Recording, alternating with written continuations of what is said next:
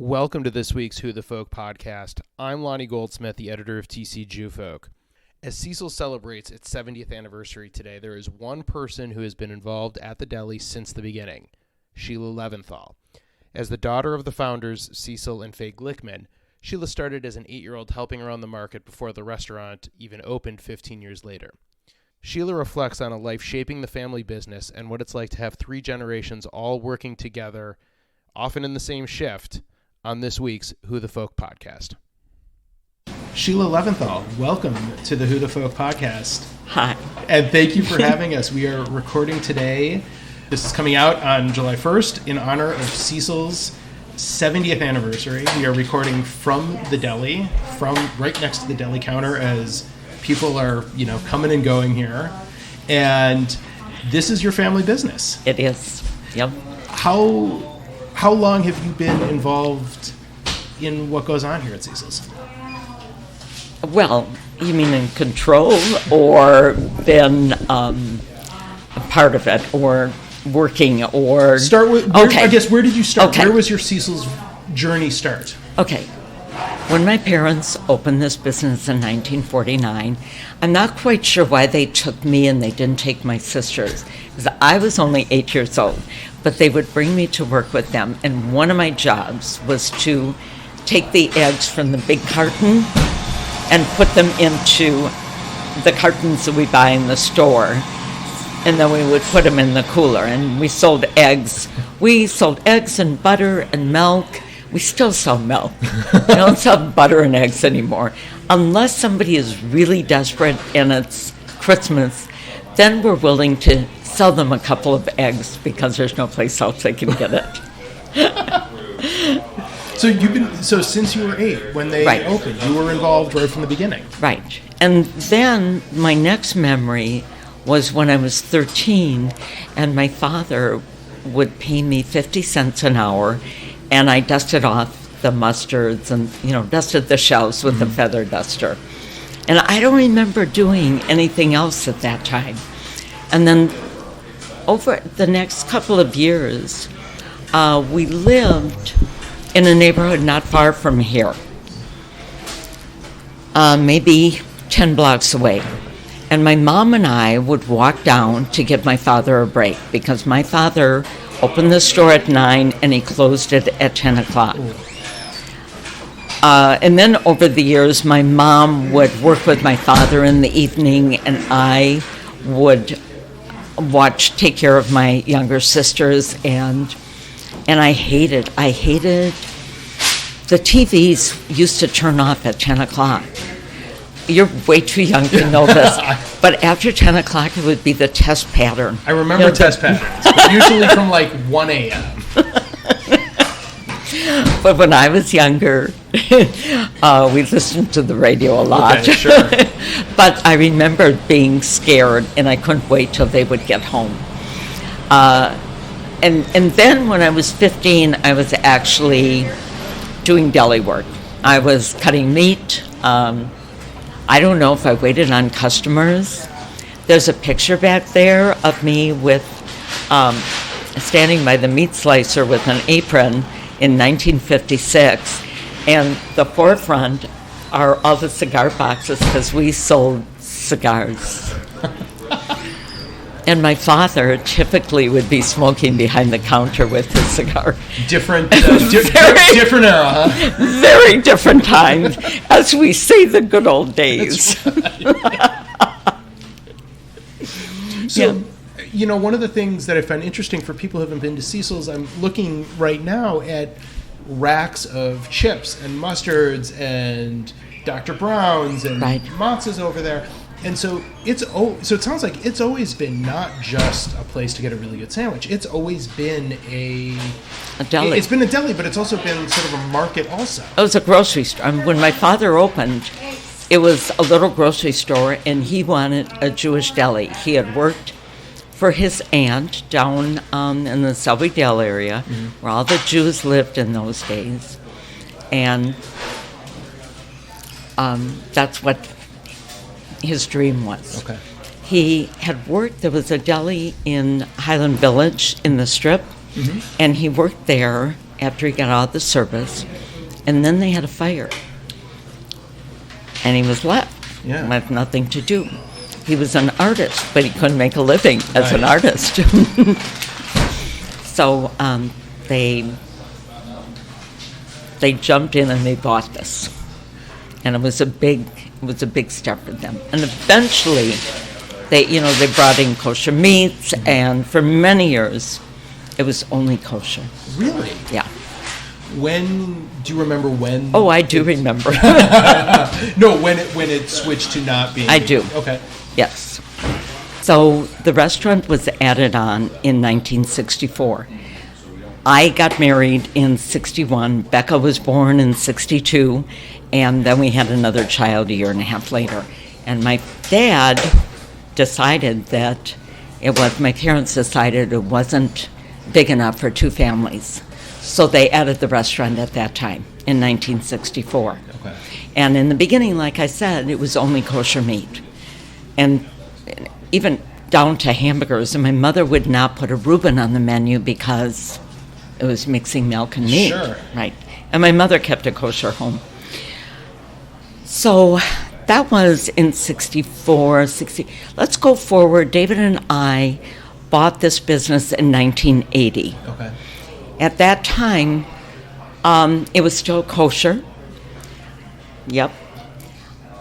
And about 4 years later, we opened at City Center in downtown Minneapolis. Sure.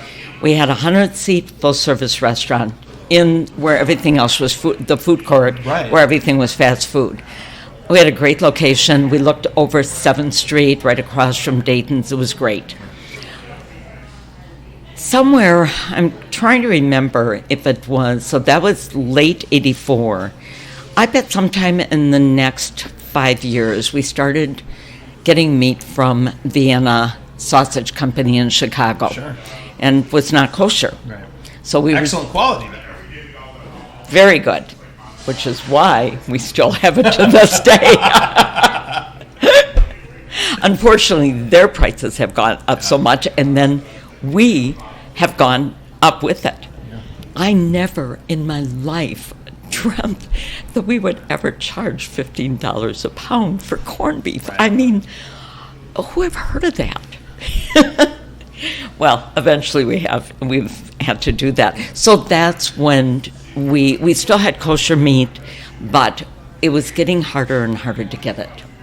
Because when David and I bought the business in 1980, Kosher Zion in Chicago closed. Oh, okay. It may not be exactly 1980, but it was in around the first that time. Okay, so then we had to look around. So we went to Best Sausage in Chicago. Sure.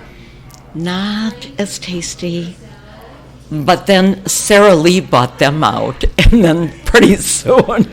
Well, I mean, I think it's sort of interesting, and you know, this is a restaurateur, is that the trend of like the smaller businesses, you know, the smaller food industry businesses tend to get gobbled up by the big companies. Exactly. Eventually. Yeah, but both of those companies were big companies at that time. Yeah.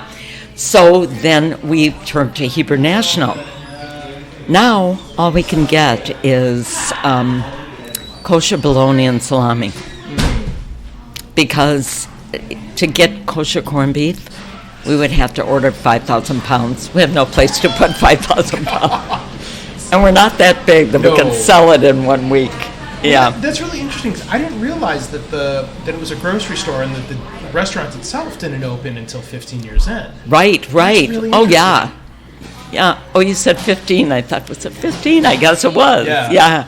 And it's hard to believe. Sorry if my quick math was right there, but that's really interesting. I've always, now I'm not a Minnesotan. I grew up, a family who grew up, and cousins who grew up in St. Paul. Yeah. And so whenever we would come to town, and I'm pretty sure inevitably we ended up here for a meal. So, like, that's always been my Cecil's experience, is coming as a visitor, but I only know it as how it looks now, as the restaurant. Right. And actually, my dad he built, that was the original wall, the little thing that comes down there. Oh, okay. That was the original front of the store. Oh, and so then, he extended it. that way, Okay. yeah. And we have now gone all the way to the alley. We can't go anywhere else. No, you have expanded, but this is the original. Okay, like this is like started with the original footprint, right? This is it. Yeah. And obviously, we're not a visual medium, so I know. I will explain what Sheila was pointing to is the wall where the ductwork it runs at the edge of the deli counter nearest to Cleveland is Right. where it used to the wall where it used to end at. Right. Is it interesting or surprising to you in any way that not that Cecil's has endured for all these years, because it should. It's really good deli food. And I'm not saying this because I'm sitting in your restaurant. It is Right. good deli food. Yeah. But that other delis have struggled so much in the Twin Cities, especially over the last 5 to 10 years? Okay, so we're very fortunate because David and I, being the second generation, Becca put a lot of time in here. Becca and her sister Amy were making salads long before. They think they were 10. I think they were maybe a year or two older. But they both started working for their grandparents when they were very young. The boys also did their, dishwashing, moving up to deli counter. And then the youngest, Aaron, he worked here. He worked at the deli counter. But then he went away to school, and he came back, and he had many jobs. He lived in New York, and he had like 12 jobs when he lived in New York, because he had to feed himself and clothe himself. Sure. I would pay for the half of the apartment that he and his schoolmate were in, but that's it. Yeah. He had to feed himself. So, but now he's here 7 days a week. Both of our sons are here 7 days a week. Aaron waits tables 7 days a week. He split shifts 3 of those days. Brad is here. He does all of the computer work, and he makes the menu, and he does all of the stuff that his brother doesn't want to do. But I think it's really interesting, and I think it says a lot, not just about you as an owner and your husband as an owner, but like the family ethos that your kids started at the bottom. Right. They didn't Yeah. come in to do the glamorous jobs. They started Right. as dishwashers and making salads. Right. They put the sweat equity in to the They family did. business. They didn't Yeah. they didn't get it just because it's the family Yeah. business. And unfortunately, I've always felt bad about this, that we needed them. Yeah. So they really didn't have a choice, to explore other options in their life. And I've always felt badly about that.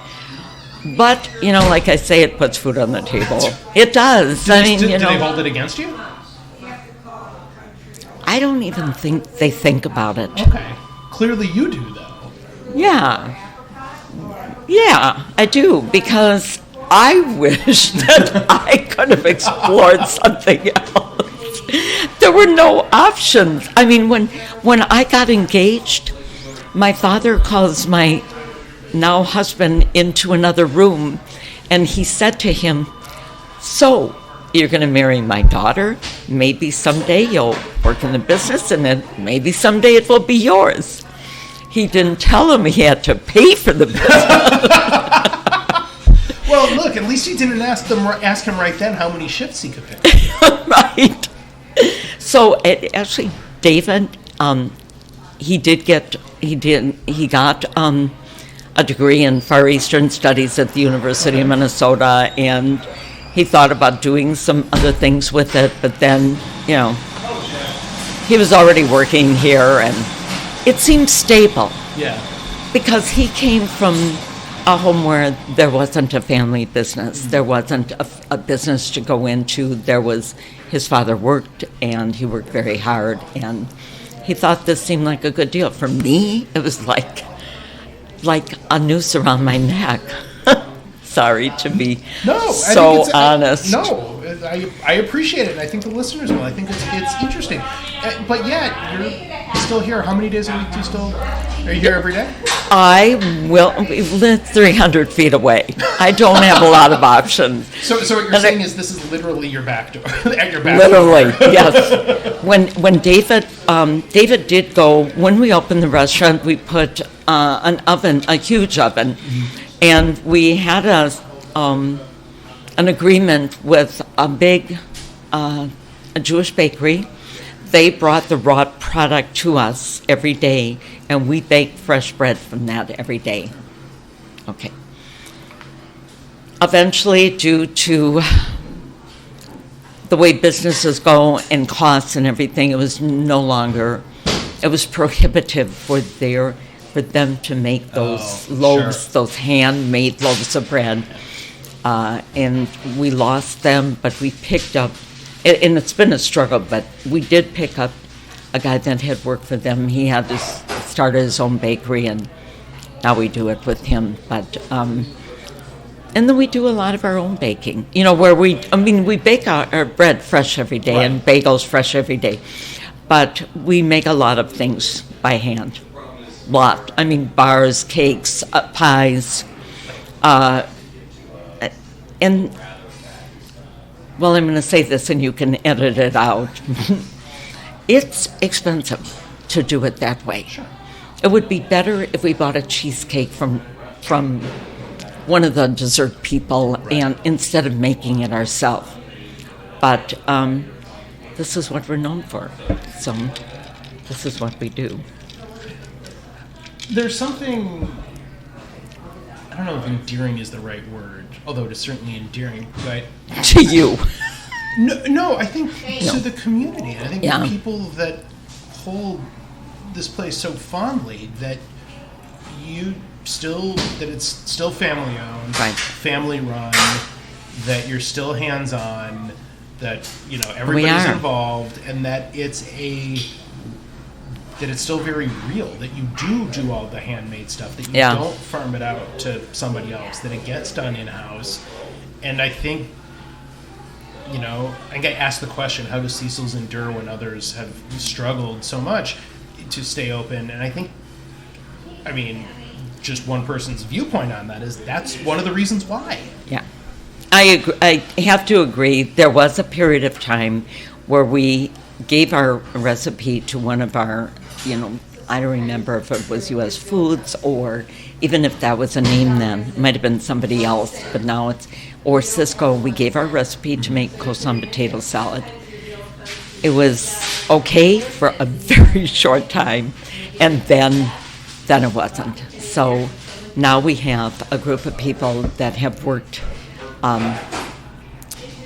for us from 15 to 20 years doing salads, making strudel, making knishes, making trays, and it's very consistent. The potato salad and coleslaw are, even when we go through periods, I'm going to talk too much. I have to cut myself off. You go through different times of the year. Cabbage is different. Yeah. It comes in different. It's either tougher or it's watery. So then you have to try to adjust accordingly. And same with the potatoes. They're not always, all months of the year, they're not always the same. Right. But, and what I forgot to mention, because I can still hear her, or maybe she left, that my grandchildren have they have also grown up working here. So they, my son Aaron, on the weekend, he's working with all three of his children. That's so neat. Yeah. Even though they graduated from college, some of them, they still come. And even I had to call Becca. My lady that does the knishes, she went back to her home country for a month. Oh. And I suddenly realized, oh my God, we're going to run out of knishes. And she came and she did them. But she also told me if she was going to do them, we'd have to double the price because we're not getting enough money for them. Thanks, Becca. Well, it's quite true. She's right. Yeah. But so it certainly sounds like despite, your wish to maybe have gone a different route, that you still love doing this. I do. It's the difficult part now is getting employees. Sure. It's very, very difficult to cook. Our cooks are our backbone. We have to have somebody cooking. Yeah. And when you don't have enough people cooking, the customer gets unhappy and they walk out. Yeah, can't have that. And we had a full restaurant today. It was filled out to here. And I heard that my son told me that he had a couple of tables. That's the other thing. They think this is McDonald's. They think that if they put their order in at 12:30, they should have it at 12:40. It doesn't work that way. It takes a while to make a Reuben, to do whatever. Because we actually cook our food from scratch, it takes a while. Sure. Yeah. And by the way, we still make chopped liver from scratch. We get in the big, we use beef liver. Okay. And we get these big, huge pieces in. So. Good food is a craft. Right. It is a craft. Whether it's at, a deli or a 5-star, exactly. steakhouse downtown. Yeah. Good food, good dining is a craft. It's an art. Like, you I know. can't just hustle something out. I know. mean, you could, but it wouldn't be very good. Right. It wouldn't be very good. I know. Well, yeah. Sheila Leventhal, last couple questions. Yeah. The second one is going to be a little bit different, I think, given what you do. But we'll start with the first one, favorite Jewish holiday.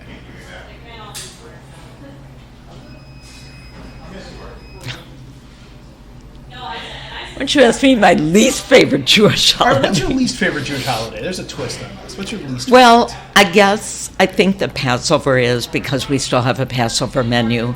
And I always fret. Are they going to handle the matzah well to make fried matzah?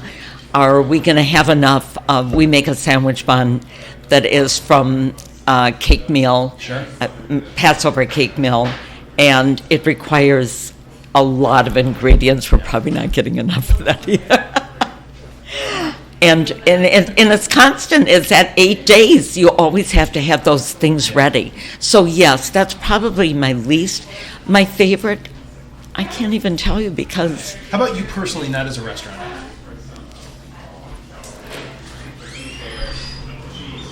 All right, Lonnie. My life has become far more complicated than it ever was. It used to be that Rosh Hashanah came, and that was my time. I sang in the choir. I didn't have to come into the store. I could take... In the old days, my parents closed on Rosh Hashanah and Yom Kippur. But David wants to be open. Anyway, that used to be my favorite time. But now I have to work through it. So it is what it is. All right, so this is the other ending question we always end with, and I'm going to be really interested because given where we're sitting and what you do. Favorite Jewish food? Oh my God. Okay. I am a vegetarian. Really? Yes. Did not see that coming. My mother also became a vegetarian after years cooking here. Suppose that could be enough to drive anyone to the veg, yeah? She wouldn't tell us. I think it had something to do with what they do to cows. She would never tell us. She was very secret. I don't want to know that. She never told us. Oh, good. We never knew. But then over the years, I realized that I felt better. But I will always taste the chopped liver to make sure it's good. Okay. That never, and I will consume it. Okay. Corned beef used to be my favorite. Okay. A corned beef sandwich, on rye. Oh. To me, that's really, Yes. with some of our potato salad on the side. Sure. Yeah. Well, Sheila Leventhal, this has been an honor to sit in your fabulous deli and talk with you about the history. Thank you for joining us this week, and Mazel Tov Thank you. 70 years on Cleveland Avenue. Thank you. Thanks so much to Sheila for being on the podcast today. If you haven't yet, please subscribe, rate, and review the podcast. You can find us on Apple Podcast, Google Podcast, Stitcher, Spotify, and others.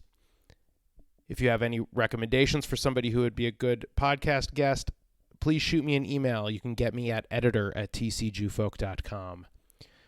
Don't forget to come back later in the week on TC Jewfolk with some more content celebrating Cecil's 70th anniversary. Thanks so much for listening this week, and we'll see you next week.